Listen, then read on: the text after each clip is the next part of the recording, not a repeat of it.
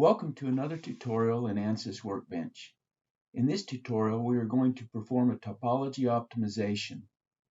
Topology optimization takes a 3D structure and removes material to achieve the most efficient design. The object we are going to optimize is a circular disc 50 millimeters in diameter.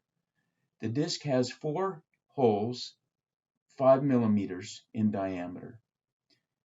The outside of the disc has a torque applied to it, and the 4 holes are fixed, holding the disc from rotating. The goal is to remove any unneeded material in the disc. To perform a topology optimization in the disc, we first need to perform a typical static analysis. We then load in a topology optimization analysis system to perform the optimization. We want to have a relatively fine mesh to obtain a more accurate optimization. We will begin by building the model in SpaceClaim. We will then do a static analysis and then the topology optimization. After opening Ansys Workbench, I'll drag and drop a static structural. Then I will double click on Geometry to open SpaceClaim.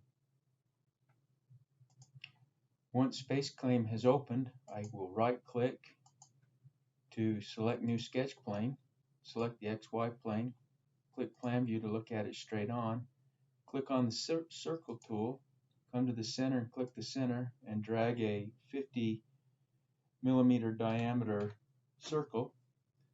Then I can remain on the Circle tool, go to the offset and click on the center of that circle, and these will be 5 millimeter diameter circles, and it's probably just as easy to create them individually around where they go.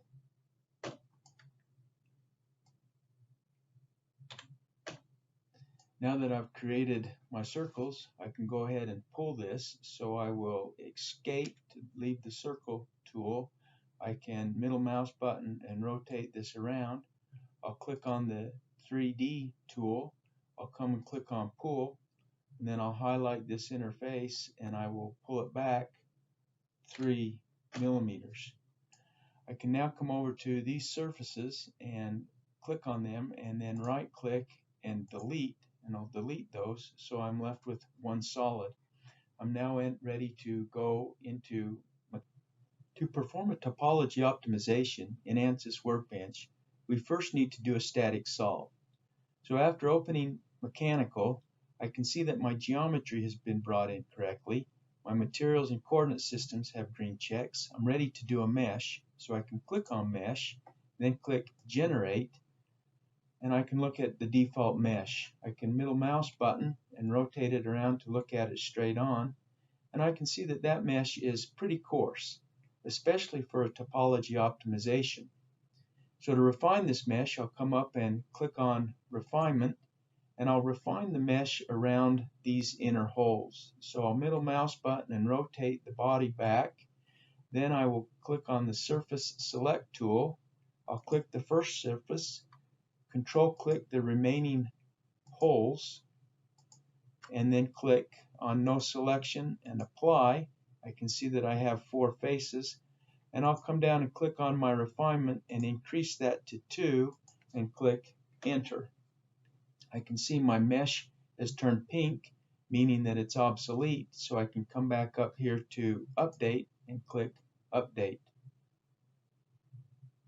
Now I can see that my mesh has been refined around my holes. To refine the mesh throughout the rest of the body, I will come to Mesh, and I'll come down to Resolution and change this 2 up to, I'll try 7. So 7, Enter. You can see again my mesh has gone obsolete. Here it's obsolete, and I can click on Update. I can see down here that it's processing and taking a while to generate this mesh. Looking at the mesh now, I can see that that is a nice looking mesh. It's very fine and will certainly work for a topology optimization for this tutorial. I'm now ready to apply boundary conditions and the loads. So to apply the boundary conditions, I'll click on Static Structural, Then I'm going to apply a cylindrical boundary condition to the inside of these 4 holes. So I'll click the drop down on supports and click cylindrical support. Then I will middle mouse button and rotate my structure. Click the surface select tool, which is the only one that can be selected for this type of selection. I'll click on the first cylinder hole, then control click the remaining 3 holes, come over and click apply, and you can see that these boundary conditions have been fixed in the radial, axial, and tangential directions. I'm now ready to apply the load, so I'll come up to loads and I'll apply a moment. So I'll click on moment and I'll pick this outside surface. So clicking on that outside surface, I can now come over and click apply. I'm going to apply this as components, so I'll click on the vector box and change that drop down to components. And now I want to make sure that the moment is going around the z-axis, so I'll come over here to the z-axis and enter in the moment. I can see that my units are in terms of inch-pounds, so I want to come back up here to home, come to units, change my units to metric, and click on my moment again here and change this to 100 Newton meters. Click and enter. I now have my cylindrical boundary conditions and my moment applied. I'm ready to determine my outputs, so I'll click on solution. Then I can come up to solution and I will click on stress, click equivalent stress, and I can also click on deformation and click on total deformation. I'm now ready to perform a solve and look at the static solution.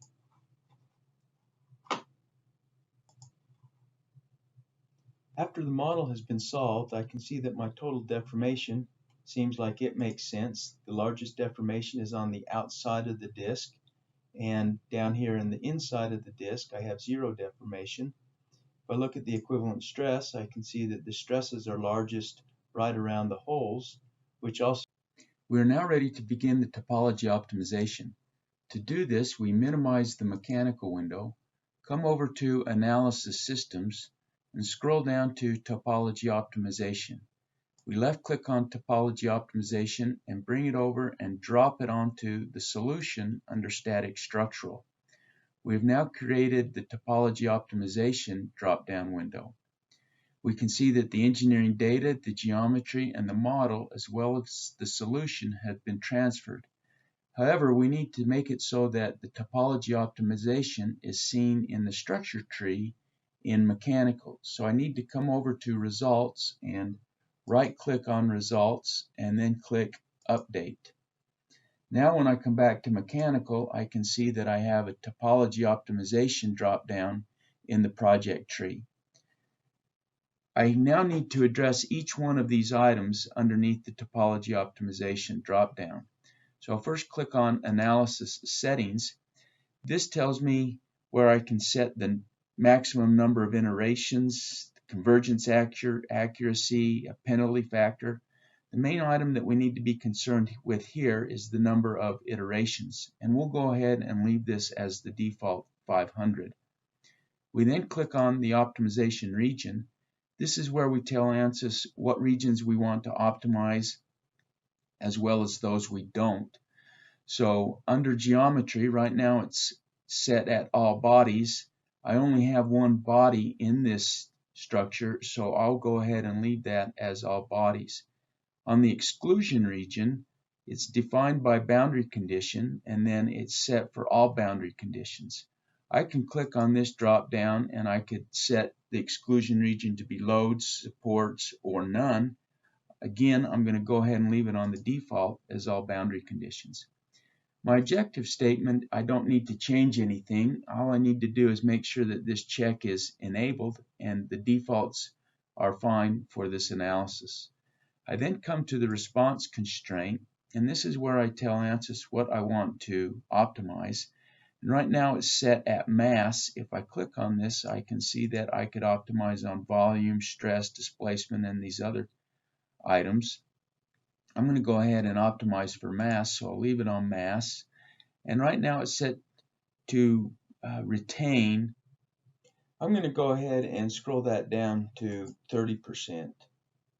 So we'll have a significant reduction in the mass.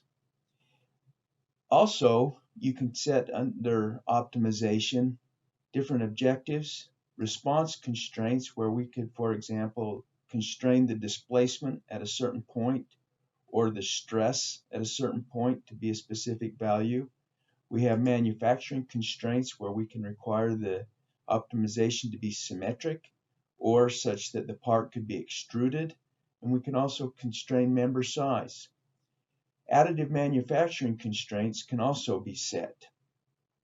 In this tutorial, we will not set any of these constraints.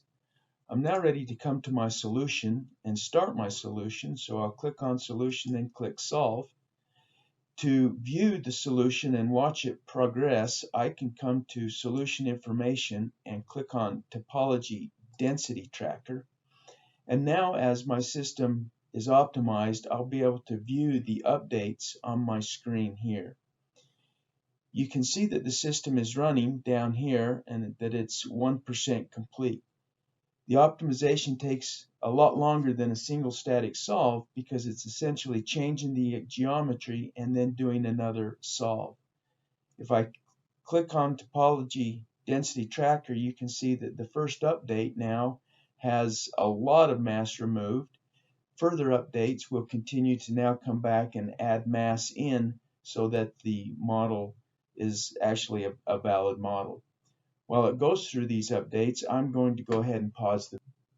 Once the optimization is complete, I can click on Topology Density to view the optimized geometry. I can watch the optimization process by coming down and making sure I'm clicked on Graph and then click on Play, and this will progress through the optimization process and show how initially a lot of material was removed, and then as the number of iterations progressed, material was added back into the structure. In order to validate this optimized design, we need to minimize the mechanical window, come over to Results and right-click, and then click on Transfer to Design Validation System. This will generate a new static structural window over here that will allow us to look at the optimized geometry.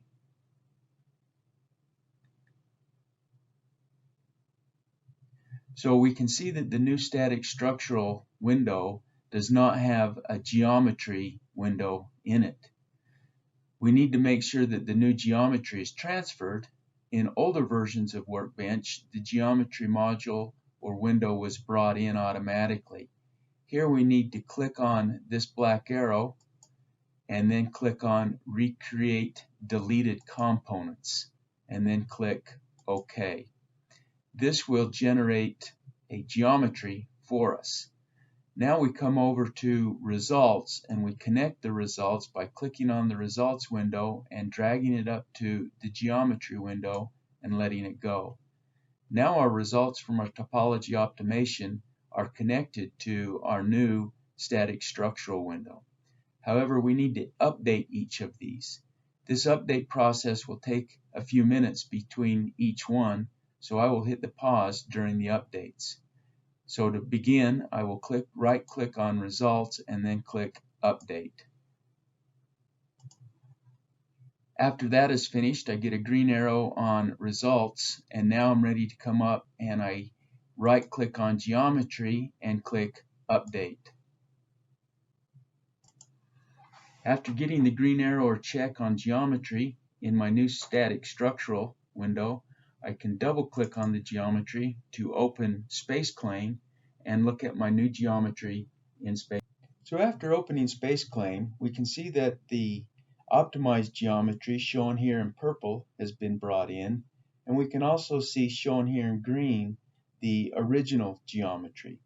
We have both components over here. If we don't want to see the original geometry, we can unclick that box, and now we just see our optimized structure. If we open the optimized structure, we can see that it's made up of facets. If we right-click on facets, we can convert all of these facets to a solid, but doing that gives us a very complex geometry. And you'll see that when we click on Convert Solid, Merge Faces, we get a warning saying, are you sure you want to make this complex of a geometry? So I'll go ahead and click No here. What we'll do now is show a few functions in SpaceClaim that allow us to come up with a much better geometry that can be more easily meshed. So I'll come here and minimize the drop-down tree, and I will come up to the Sketch tool and click on the Sketch tool. Now I can see that I need to select the plane that I'm interested in, so I'll click this front face and select the plane. Now I'm going to select all of these lines by using a box select. So I'll box select all of those lines, then I'll come over and click the Copy tool, and then I'll click the Paste tool or the Paste tool. And I can see that I have a copy of all of those original lines. I can also see that these curves have been generated. I can now stop viewing the original structure and the optimized structure and just look at these lines. So I'll go ahead and look at them straight on by clicking on the Z-axis. Now that I have clean lines around all of my holes, I'm ready to start on these other lines. To do these, what I'm going to do is simply create a straight line from this tangent point up to this corner. And then I'll come over to this tangent point and create another straight line. And I'll connect those two lines together. Then I'll come to my round corner tool and I'll click on the round corner tool. I'll click that line and then the second line, and I'll give that a radius of 2 millimeters. Now I can go back to my trim tool and trim all of these extra lines. This appears to be a very sharp edge right here, as does this one down here. So I'll come in and use the round corner tool again on these lines and enter in a radius of 1 millimeter. And I can do the same thing over here with the corner tool, and I don't want to delete that line, so I'll click here and then click here and enter in a radius of 1 millimeter and get a little finer curvature there. I can now come back to the trim tool and trim all of these other lines off of here. So I will go ahead and do that through the rest of the structure and then bring it back. Now I have my inner core looking much better. If this was to be a real design, I would likely want this to be exactly symmetric, and so I would need to be more careful about how I did the cutting and pasting. The last thing I need to do is come up here and generate some hole for these sections here. Probably the easiest way to do that, to approximate that, is to come up to the select the sketch plane and click on the ellipse tool, and then you click the center of the ellipse, you drag the major ellipse to the distance that you want, and then you drag the minor ellipse, and I then click, and you now have an ellipse. So I'll go ahead and copy that ellipse around to these 4 places and then delete the rest of these lines. I now have a much better looking geometry overall. I'm ready to pull this geometry, so I can click my middle mouse button and control and move it to the center, then click the middle mouse button to rotate it, come up to the pull tool, click on pull and select this face, and I'll pull this face the 3 millimeter width. So click 3, enter. So this will be the new structure that I go ahead and bring into mechanical. So I can come over here to all these other surfaces and I can either right click on them and delete them, or I can suppress for physics. I'll go ahead and delete these. I'll leave my solid and I'll click and delete these other bodies as well, so that mechanical doesn't get confused when I try to bring in all of that other information. So I now just have one solid. I can look at it straight on, and this will be the solid that I bring into mechanical. After opening mechanical, we can see that our clean structure has been brought in correctly. We can go ahead and mesh it, so click on mesh, click generate, and this will be the default mesh. Again, it's pretty coarse, so I'll come down here to resolution and I'll increase the resolution to 5. Enter. My mesh becomes obsolete. I click update to update the mesh. This mesh looks sufficiently refined for this tutorial, so I'll go ahead and leave that mesh. I'll come to static structural, come up to supports and click on cylindrical support. Click on the surface tool, and again I'll click these inside holes. So click the first one, control click the other 3, and then click apply. I now have those 4 faces, and I'm ready to apply my load, so I'll click on moment. I'll click this outer face, click apply, and come down and change from vector to components, and then enter a Z component of 100 Newton meters. I now have that, so I can click on solution and click on stress, equivalent von Mises stress, and then click on deformation and total. Now I can go ahead and solve this model. The results have come back, and I can click on equivalent stress, and I can see that my equivalent stress here is 2.9 e to the 8 pascals, and that's in these hot spots here on the inside of the bolt holes. If I go back to Workbench, I can go to engineering data and see that the yield strength for my material, tensile yield strength, was 2.5 e to the 8. So my new model has exceeded the yield strength. Likely localized deformation would occur here. I could also refine the mesh in this specific area to make sure that's exactly what's going on. But I would either need to account for localized deformation and strain hardening here, or I would need to go back and pick a different material, or go back and maybe make this a little bit thicker in the lengthwise direction, but to address that issue.